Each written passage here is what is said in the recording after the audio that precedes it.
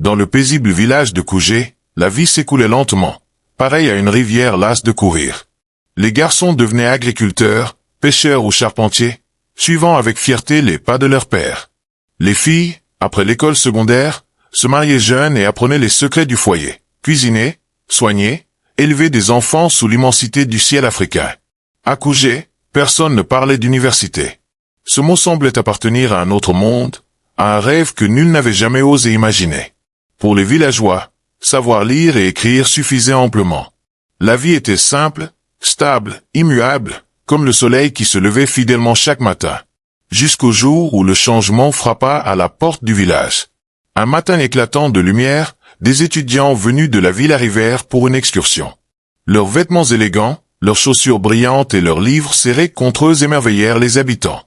Ils parlèrent de grandes machines, de science, de progrès. Le chef du village, appuyé sur son bâton sculpté, murmura avec admiration. « Voilà ce que nos enfants devraient devenir. » Ce soir-là, sous le grand Iroko, les anciens se réunirent. Longtemps ils discutèrent, puis prirent une décision audacieuse, envoyer un enfant à la ville. Un seul nom fut prononcé. Folek. Belle comme le soleil après la pluie, intelligente, douce et respectueuse, elle portait en elle tous les espoirs du village. Les femmes préparèrent des provisions, les hommes offrirent leurs dernières pièces, les vieilles posèrent leurs mains ridées sur sa tête en murmurant des prières de protection. « Va, Folak, dirent-ils d'une voix émue.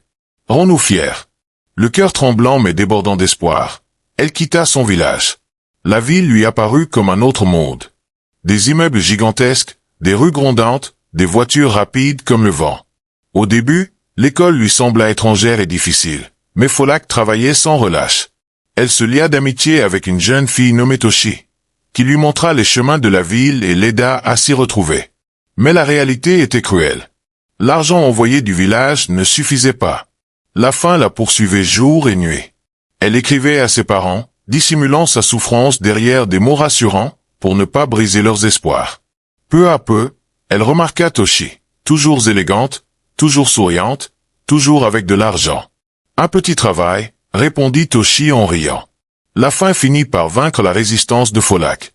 Un soir, elle suivit son ami dans un monde de lumière, de musique et de tentation. Dans une robe empruntée, le visage maquillé, elle entra dans un univers dangereux. L'argent coula dans ses mains comme une promesse trompeuse. Et dans son cœur, la honte s'installa en silence. Peu à peu, elle oublia la jeune fille qu'elle avait été. La maladie arriva sans prévenir. Son corps s'affaiblit, ses membres devinrent maigres, mais son ventre grossissait étrangement. Les médecins ne comprenaient pas. Ses amis, terrifiés, décidèrent de la ramener au village. Quand elle revint à Kougé, les habitants eurent peine à la reconnaître. Devant les anciens, la voix brisée, Folak avoua tout, la faim, les erreurs, la honte. L'aîné posa doucement sa main sur sa tête. « Tu n'es pas maudite, ma fille, dit-il avec douceur. Tu es enceinte. » Alors commença sa guérison. Les guérisseurs préparèrent des potions, les femmes la soignèrent avec patience, les prières montèrent vers le ciel. Lentement, la vie revint en elle, comme une fleur renaissant après la saison sèche. Une nuit baignée par la lumière de la lune, elle donna naissance à un garçon. Elle le nomma Ayodel, la joie est revenue à la maison. En serrant son enfant contre son cœur, Folak comprit enfin que l'on peut tomber très bas, mais que tant qu'il reste de la vie, il reste de l'espoir. Et dans le village de Kougé, une nouvelle histoire commença, non pas celle de la honte, mais celle du pardon, de la guérison et de la renaissance. Si vous avez aimé cette histoire, aimez la vidéo, dites-nous ce que vous en avez appris, et abonnez-vous pour plus de récits inspirants. Merci.